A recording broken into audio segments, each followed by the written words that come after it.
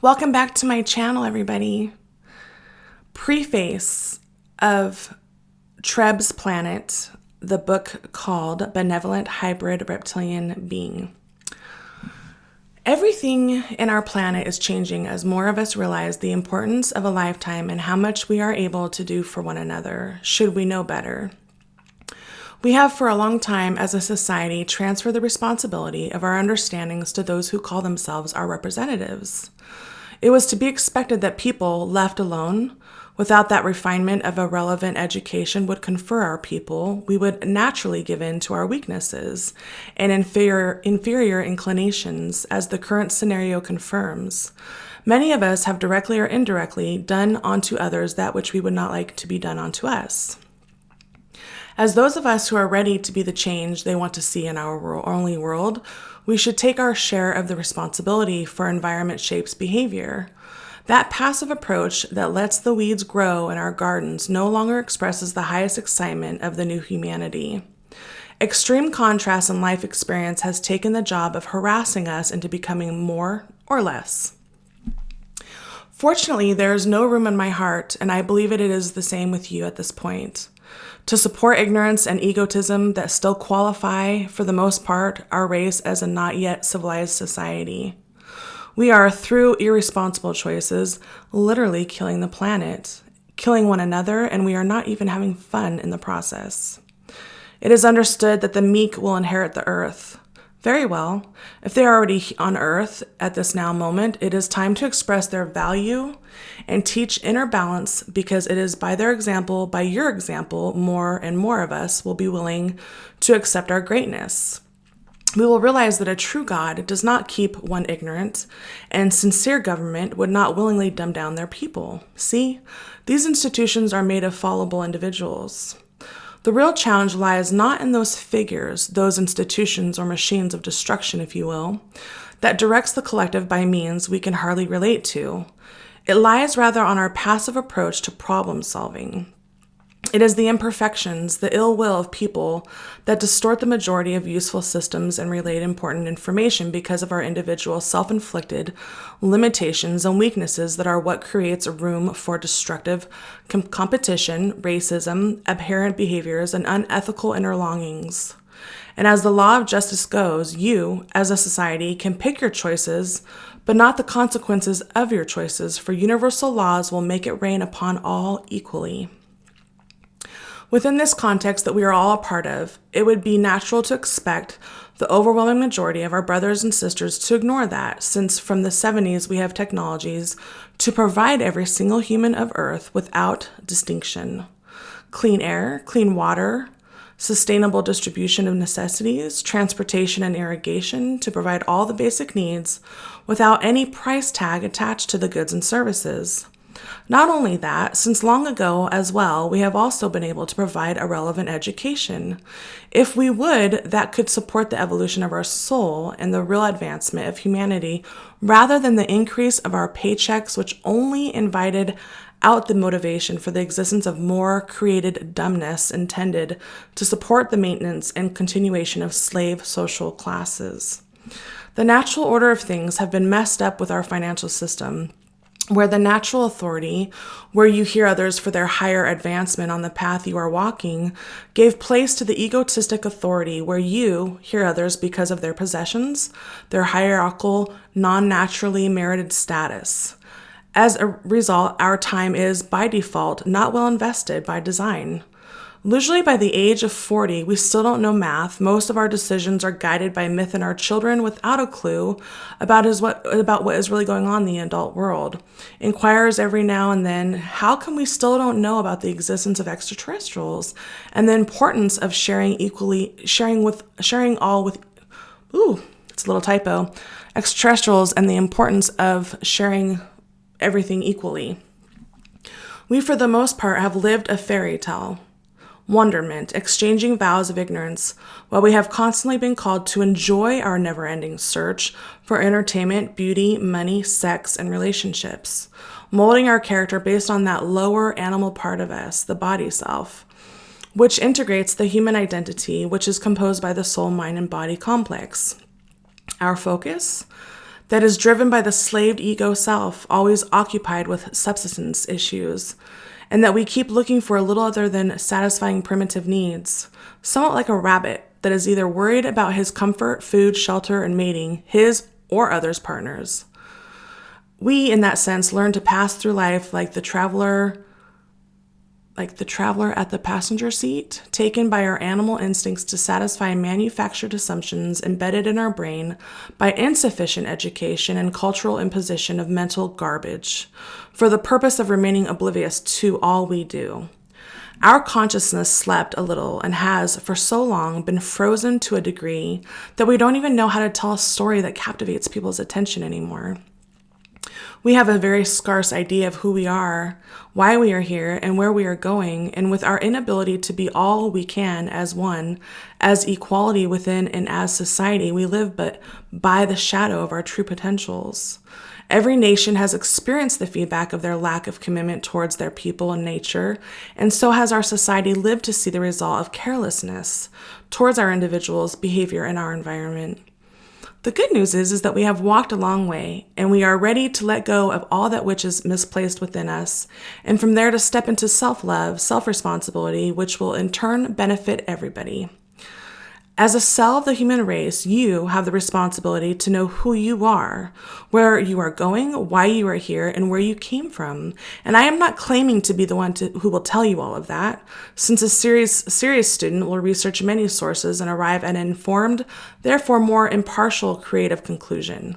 But I can share what I know from my own research so I can assist you with a perspective as you begin and enjoy yours.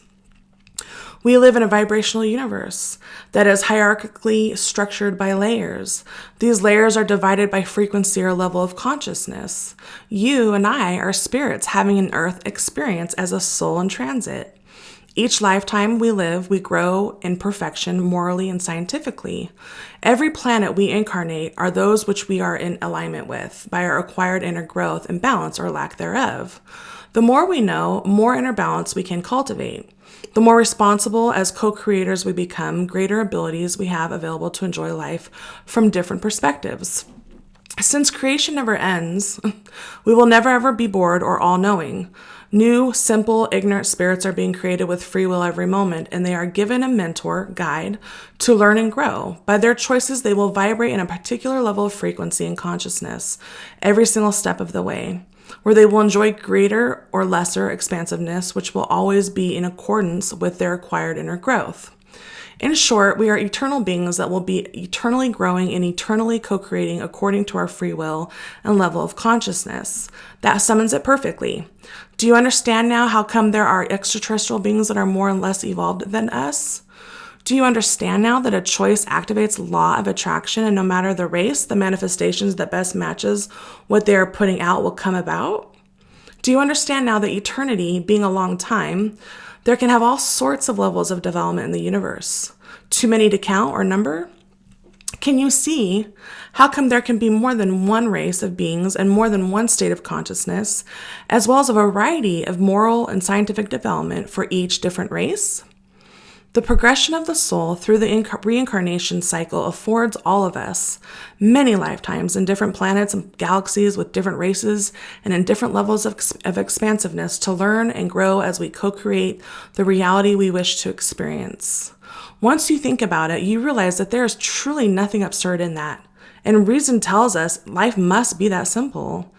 In harmony with that concept, my heart found out that the next logical step for me, where I was, as it will be for you in different ways perhaps, was to speak directly to these extraterrestrial beings through the natural means we were given by creation to ground these types of communications, and to get to know how life unfolds in their respective worlds, learn about their respective ways. For in many ways, examples are what we are mostly needing. I have in the delight of a sincere search spoken to Adronis from Ceres, Ishua from the Yael Society, Hybrid Human, the Arvantis from the Feline Human, and now with this book that you are going to enjoy. I have been most certainly pleased to co-create with Rob this dialogue with my first reptilian friend, Treb Bor Yitney. What a joy it is to be able to function within this reality in a way where you allow yourself to see life beyond the confines of manipulation and disillusion. It gives you freedom to choose your thoughts and how to feel about them and what to do about it all. Treb shares with us a lot about his planet and the ways of the universe from their unique perspective. You will be fascinated by his sincerity, simplicity, knowledge, and passion for activities he's engaged with. Let the idea of a greater community of intelligent life educate you in your research, for that expansive life is what is reserved for us in our immediate future. Hundreds, thousands, millions of different races of beings interacting with one another and growing in peaceful, loving ways. Of course, we, the grown-ups, are aware of the duality free will permits to exist in the universe, yet we also know that we cannot get back that which we are not already putting out. Knowing the ways of knowledge is the best way we can choose with responsibility. Number 1, the thoughts we will have each day. 2, the feelings we will cultivate in relationship to what we are observing and to how much of the observed reality we can understand. And last but not least, the ways of knowledge and will definitely guide us by inspiration and intuition, inner guidance, to direct our actions in accordance with that inner ethic, logic, reason, and experience, where balance and respect for all life abounds. I have nothing but appreciation for your interest in being responsible for the degree of liberty you will be able to afford yourself through inner growth and deliberate research. When you change, we all change, and sure enough, those activities you tackle with passion and appreciation benefits our collective in more ways than we are scientifically able to realize at this point. I hope you will enjoy this dialogue as much as I enjoyed co-creating it, and that you read with the same reason we wrote it, so we can be useful to others in any way we can. Peace, love, and harmony to us all. Jefferson Viscardi. Alrighty. So, this is Treb's planet. The idea of time and the cycles of Treb's life. Oh, the lit and the dark side of the planet. Oh, wait, I don't know what's going on here. Oh, these are like topic. Where is it? Okay. Treb Boryetny is 369 years old. And Tyke Boryetny is a love connection of Treb's that is 490 years old. Interesting. Okay, let's get to it. Treb Boryetny is a spiritual advisor. He is the fifth dimensional aspect or fifth density aspect of Rob. Rob channels. I'm sure you guys already know this if you've been listening to my videos. Yeah, so I'm just trying to get to it.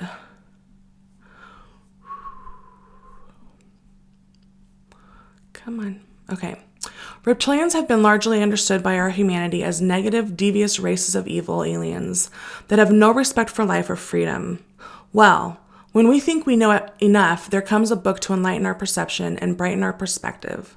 The same way you agree that it is unfair to think that a foreigner would have a complete idea of each and every single individual of our community by visiting and studying the behaviors of our prisoners, you must agree that not all hybrid reptilian beings are to respond for the choices of specific sub-races. After all, we humans look all the same, but cannot be equally challenged in thoughts, feelings, emotions, and actions. In this book, I had the opportunity to speak to the Yits, a hybrid reptilian human race of extraterrestrials from the Capella constellation. In the person of Treb Boryetny, I learned lessons of peace, brotherhood, hope, perseverance, acceptance, respect, and above all, that there is unity behind all that is, and that we are and have always been unconditionally supported in the choices we make. You will, as this book found you in your right season, assimilate this dialogue with the passion of a traveler that longs to visit new places and people, new cultures and respective peculiarities. Be assured that just like every exciting journey, experiences will give you the strength and reason you need to be all you can be with the gifts you have been given by creation.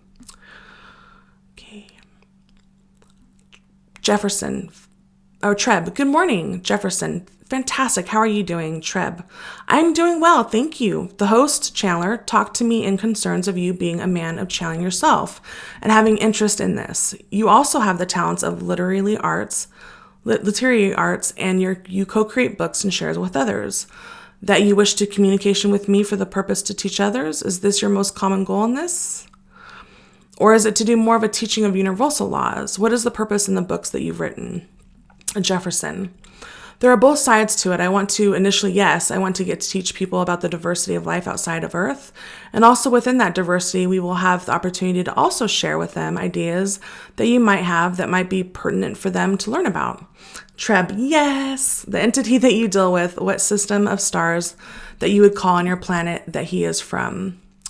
Treb was referring to Jefferson's future self, Arvantis. Interesting. I didn't know the Arvantis that my buddy Sean Swanson channels or did channel.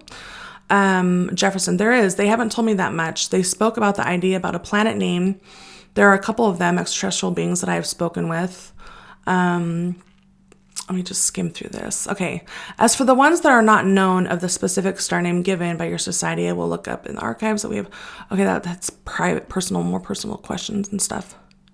Is there anything that you would like to speak to me about? A question or a conversation, perhaps? Treb asks. Yes, when I spoke to Rob, the channeler, he said that yes, you would like to initially talk to me and read energies. I wonder, what is your take on that? Why would you need to do that? How important is that? Treb, it is not of vital importance. It does not matter who I share information with or what their purpose is. It is more of an understanding of the one I am communicating with. Sure, Jefferson said. Treb, in a way that I communicate, it is not then in this way. It's been about me helping them find information within themselves. So the reverse role is very different to the way I am used to this. It is just a chance to communicate with you as I feel your energy, who you are, and what you are. Lovely. So then perhaps we could start by getting to know you better. Where are you right now? Right now I am at my home planet. I am at a meeting with my people. We are trying to communicate with another race of third density beings. But the Federation, or the Galactic Council, if you will, had an issue with this race because they have had so much influence from different races. This is the reason why originally your planet was put, in quarantine, yes. And this is the way it is made for us to communicate in this way. The quarantine is what we are discussing, and this is necessary for this planet so their growth can be their own. I see, Jefferson said. Treb said, but yet it is important to try to reach to them before they get into their technology stages and try to divert them. The races that have been there are trying to divert them from their higher self, much like the entities that are involved on Earth, that are involved with the government issues. And this is a very bothersome issue within the council. This is what I discuss right now as we speak. Jefferson, I see. So just so if we have happened to make this an introduction for the book, would you tell us what species you belong to? The original species that we evolved from is from a star in your system that you call Nihal, also known as Beta Leporis. This is a very short and very high psychic humanoid race, and they're trying to reach out and trying to grow in a non-sexual form, which is something that some of the entities do in the fourth density, as they are trying to discover more of themselves within a technology, if you understand this, yes. And it is going to mix with native species of the third density on the planet that I hail from now. This was a long time ago in your years, but it is well over 1.8 million years ago. They came to do this now, and when they did this, they mixed the races. So to your eye, we seem to be reptilian type, but it is not a true reptilian. We have more of the genes and more of the parts of us that are using a psychic nature from the humanoid species of Nihal. I see. These entities now are in the end of their cycle of physical existence, in the end of the sixth density, about to achieve into the seventh. So they are no longer able to speak to us, for they are no longer in this area of the universe. I see. So are you a type of humanoid reptilian being? Yes, it is what you might say as a hybrid. Okay, and how tall are you? I'm approximately at your 7.5 feet tall. I see, and are you green? Not green. It is more of a blue, but it is a blue and green mix. It is a color that is more blue than green. The closest color that the host is aware of would be teal. I see. And is your skin more like humans or more like reptiles? It is more like the reptiles. This is why most races that contact us use the reptilian term, or whichever is their language fits this, because of the skin type. I understand. It is a smooth skin, very much like a frog, but it is having dents and pathways between this that has broken sectors, much more like your alligators, but it is not of a harshness in the texture of this, if you understand what I mean. Yes, it is more of a smooth like the frog skin. I understood. And it is also having little dots on the top of the skin that are red in color. Oh, and each one of us have different patterns within those red dots. I see. And do you have tails? Yes. It is a long one to a long one to the host, Rob, but to my mind it is short compared to the native beings from our planet, the planet we originated from. It goes down to where it would be the back of my thigh or calf in between. Oh, I see. So it doesn't reach the ground. No, this is why I don't consider it to be long in this way. The original animal that we would consider to be our relative had the tail that is quite the length of the body, and this is approximately 1/5 of the length of our body. Perhaps maybe more, 1/4. This is why I consider it to be much smaller. And it would be perhaps less than the size of your arm? 3/4 of the arm? Yes. All right. On your head, do you have a head that is more like a mouth and a nose, or is this different? Yes, we have orifices, one that you say mouth, and we have a nose as well. The nose is wider and flat type of nose with 2 nostrils, as you have. But at the end of the nostrils, at the external part where it connects to the face, it is a triangular slit, if you will. And this is not for any specific purpose as we have now, but in the evolutionary sense, it was made to accommodate into the environment that we had. I see. Now, what about the environment that you have now? How different is it from Earth? It is very different from your planet. Not very different in certain ways, but much different in others. It is approximately almost double the size of your planet. If you want to have a more approximate measuring, it is 1.6, 1.7 times the size. So the gravity is much heavier. It is approximately, I am not sure of the ratio for the weight. For in our density, weight is not considered the same. The molecules that make up the higher densities are not the same as you know. The sky has a purple color to it. We are the 3rd planet that resides upon the red dwarf in our system. So this is a great indicator of the purple color in the sky. The red dwarf is putting up the red light, and with the oxygen mixing with the nitrogen inside of the atmosphere, the heavy nitrogen and the red light, the red hue molecules are excited, and this causes the purple light to be in the sky. So it appears very purple, not as a dark purple as you might think of at a nighttime of yours, but it is much lighter, like type of purple, almost a violet nature, as the red dwarf is the star system that we are in. There is a red color in most things that we see. The red light produces this in the way that the color is perceived in the eye. Okay, and how hot is it there? The approximate temperature in on this planet is 25 degrees less on the average of your planet. A comfortable temperature would be in the mid 40s, high 50s Fahrenheit grid. I see. And does it rain? There is a kind of condensation in the cloud, but it is not like the rain that you have. It is much heavier. The raindrops are much bigger. There is not as much friction because of the differences in the atmosphere makeups. So there is not the thunder from the lightning that you have. It is more like a lightning that would jump from site to site. It is not rarely ever grounding. So there is no sky to ground lightning in this way. So nobody has ever died from lightning hit? Not to my knowledge. I'm not aware of this, no. When it rains, what happens to the water? Where does it go?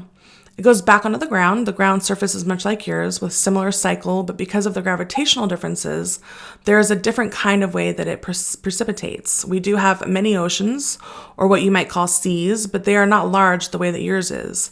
There are several more. We have more ground on our planet than we do water. It is not the same type of water that you have. It has a more heavier hydrogen content. And does your planet rotate around the sun? Yes. So do you have what we call seasons? Yes, but it is not in that way. It is a little tidally locked way, so it is like the same side that faces the sun at any time. The weather comes usually between areas where it is mostly dark because of the temperature differences. So it is not the planet is tilted to the side, it's different from Earth. It is not tilted the same way. If your tilt would be close to 45-degree range, ours is more towards the 90. So it's almost in the standing upright area. I see. So that makes the temperatures and the seasons to mix amongst them. In which way are you speaking? For instance, winter and summer is the same. There's no difference. Yes, that is why I say it is different only in one area of the planet that you are in the specific time. When you get close to the side of the planet that is dark and in between areas, this is where the most type of weather changes would be. This is where the temperature drastically changes, so the weather is only an issue in this area. Now, when we talk about reptilians on our planet, let's jump to another idea right now since we have just 10 minutes to go for today. Yes. When we talk about the reptilians on our planet, there is this idea of fear, because we've learned that they are a regressive race for reasons that I don't know exactly. So, would you be able to perhaps tell us whether your race is a race that is morally evolved? And how you perceive the idea why we understand the reptilian beings as being regressive? Yes, I can give you a very good explanation for this. Our race is taking more of its evolutionary cues in the sense of the ways that we believe in the interest in us in a spiritual nature, positive density evolution, from our humanoid ancestors from the Nihal. So we take this from this. The reptilian race that you are aware of are very regressive in a way that you might see them to not care about the minds or free will of others. This race was transformed from different, what you might say, universes, parallel universes that you have or are able to be transported through. And this is the last step of the evolution of any entity before they return to the non-physical realms. They come from this other universe to ours in this. The reason that they are still in this regressive type is that they do not wish to leave physical existence. They have used several millions of years of your time to basically use other races as power to use over them, to try to manipulate them to regress between negative densities. This is the reason they are fear-based. This is the reason they try to use these types of issues against other entities. Once they are in fear, or in anger, or they are disconnected from love, they will ascend into a negative density. Once they do this, then the ancient reptilians are able to manipulate them in any way they can. It is not necessarily that they are regressive in an evil way that some are thinking, but it is a path that they chose in a negative way. When I use this term, I don't intend to say negative as an evil, as humanity has labeled this. It is more of an issue of being non-acceptant of free will of other entities or impose their will upon other entities. When they are looking into an entity, they close and look above it. They do not try to learn. They do not try to incorporate their self in positive issues because they do not care. They're only interested in the ones that they are more powerful than. And there is the misconception that all reptilian races are negative. And the reason why this is because over 90% of all the reptilian races that reside in this galaxy are either affiliated with them or are actually a hybrid from their race. The ones in the sixth density are the ones who are in control of this, and they are the ones who will not leave physical existence. They are on a negative path. They do not have a way to go further, so they wish to stay where they are.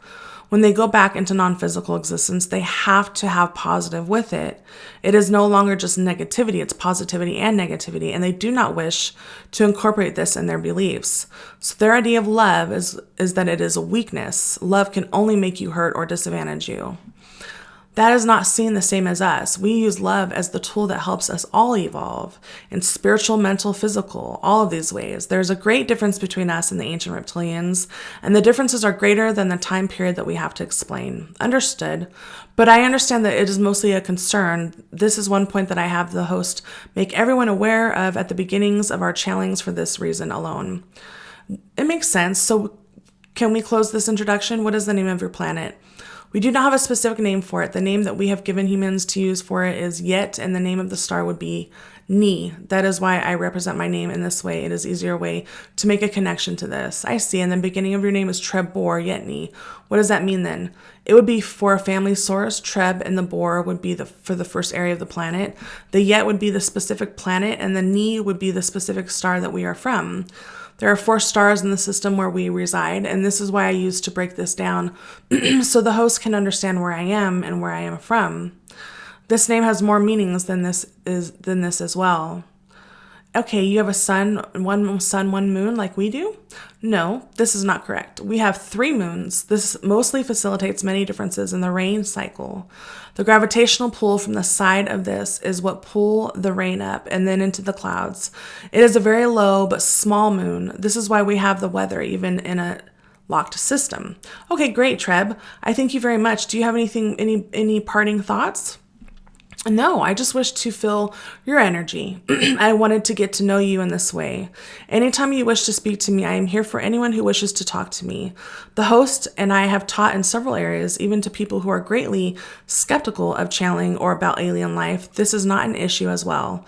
Anyone who wishes to learn or at least listen to what is said, then they are welcome to do so. Can we just cover a curiosity of someone that might be reading this? The planet that you were discussing about the quarantine to go there. Are the procedures that are humanoid? Yes, they are humanoid, but not in the exact humanoid way. They come from a race that is similar to the feline that you speak of, the feline human, but it is a race that is in the third density. So it is much like a highly evolved cat or a lion of your planet in seeing this. It is much like this, much like in the way that you see a monkey to be evolved into a human. Oh, because of the relation to this might be a way for you to see this. So they are in the same density as we are? Yes, correct. And you are a density above us? No, I am from the fifth density. Oh, the fifth density. So you are 2 densities above. Yes, yes, yes. Fantastic. Thank you very much. I have only one last question for you today, and then I will look forward to speaking to you again. Yes, anytime that you wish to speak to me, I will be there, and I appreciate your time and taking time to try to get to know me as well. The host is grateful for your curiosity as well. It is a joy for me. Now, my last question for this introduction chapter, Treb, would be the following. When you speak about the general impression about the reptilians, you teach us also about the existence of free will, law of attraction, and the multiplicity of inhabited worlds and living races that have different styles and approaches towards love and light. Can you speak on the subject of how relaxing about a particular idea, whatever subject we focus upon, can help us remain focused, understand it better to inform ourselves appropriately so we can, as a result, choose a responsible attitude towards life, whatever way it challenges us? Yes, the idea of being relaxed in every aspect of your lives is very important, but when we speak of these subjects of the ancient reptilians or issues that cause fear in most, the idea to relax is even more important. It is important because it is mandatory that you understand the workings of the non-physical existence and how this feeds into the physical existence. First of all, you have to see that the non-physical existence is made of positive and negative. It is not bad. It is not good. These are labels that humanity has put on these things. It is a label that some races tend to put on these things. It is not that it is a positive or a negative. It is both a different idea, a different way, a different evolution, a different communication perspectives of these things. Both of these things are coming from the same ideas. We understand this because in the negative density or the negative entity's eyes, it is not negative at all. They are doing what they do because they believe it is the right thing to do. And as a positive, as you might see this, you see this as a positive because it is something you enjoy to do as well. Growing is evolution in both ways. It is very important because the non-physical has negative and positive inside it. So it is important so that they both play out their own roles. In existence, there must be this balance of positive and negative. Once we understand this, we can move forward. We have to see that all of these thoughts that we have when relaxing, when understanding the way reality is built through the physical and non-physical existences, this is just a part of what is supposed to be. There's no bad or good. There's no positive or negative. It is different sides of the same coin, as you might say. So it is important not to put your focus into the negativity. If I speak of the ancient reptilians and things that they do to manipulate, if you are not relaxed in this or enjoying the conversation, just receive information. It tends to spark up fear. And when you produce fear, you are giving the negative entity what it wants. The idea that they intentionally try to create fear is for a reason. Just as we manifest our own positivity into our food to ingest in our density, it is not a way to give our body nutrition. It is a symbolism that positivity must enter our body at all times. And in the negative entity, it is the same thing. When they create fear or imbalance among other entities, this is what gives them their ability. It sustains them. It is not necessarily because they think that they are doing negative. It is because this is the part of the reality that they exist on. This is the part of creation that they must fill. So I would say the best way to relax is to not see things in the positive or negative way. It is to see them in different parts of reality that you must fill to play your part. Because in all reality and all actuality, once the negative entity is done with its physical existence, and once the positive entity is done with its physical existence, we all tend to go back into what you call the non-physical existence, which is negative and positive combined. So, when this happens, we are all on the same journey.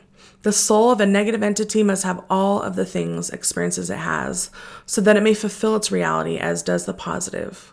So relaxing helps us understand, giving us the idea of calmness, helps us understand that there is no true negative, no true positive. It just is. It just is existence. And in seeing this, you understand that there's no true difference in reality, but the preference, the choice that we prefer. So if one will think that your preference is negative, it is only because they come from a different point of view. So do not worry. These things are not to be worried about. If your highest vibration is in fear, then what you are doing then what you are doing is adding creative power to the things that you do not want. So when you add on to the fear, you are creating the reality of a negative entity. And unless this is what you are trying to do, then you are defeating your own purpose. Very well, Treb. Thank you so very much. Thank you. I agree with the existence of neutrality within these terms we guide our emotions with. I too believe that people would be much better off by allowing themselves to let go of judgment, to enjoy the diversity of life existing throughout the universe, while they allow every single race to be where they are so they can too enjoy the place and time they exist, right? Isn't this midday the best way to Treb? Yes, it is. As I said, even negative density entities, as you perceive it, enjoy what they are doing. This is why they do this. It is about not placing judgment. It is the same as religions you have in your planet. Different ideas, different organizations, while they all tend to point to each other and say, one is wrong and the other is correct.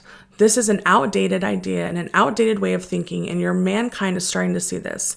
Everybody is growing slowly to realize the truth about the multiple ways creation can express itself.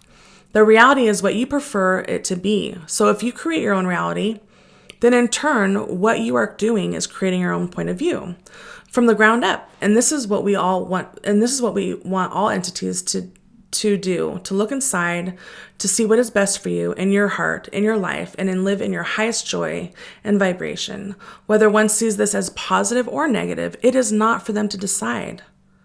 It is for you to decide. Fantastic, Treb. Thanks.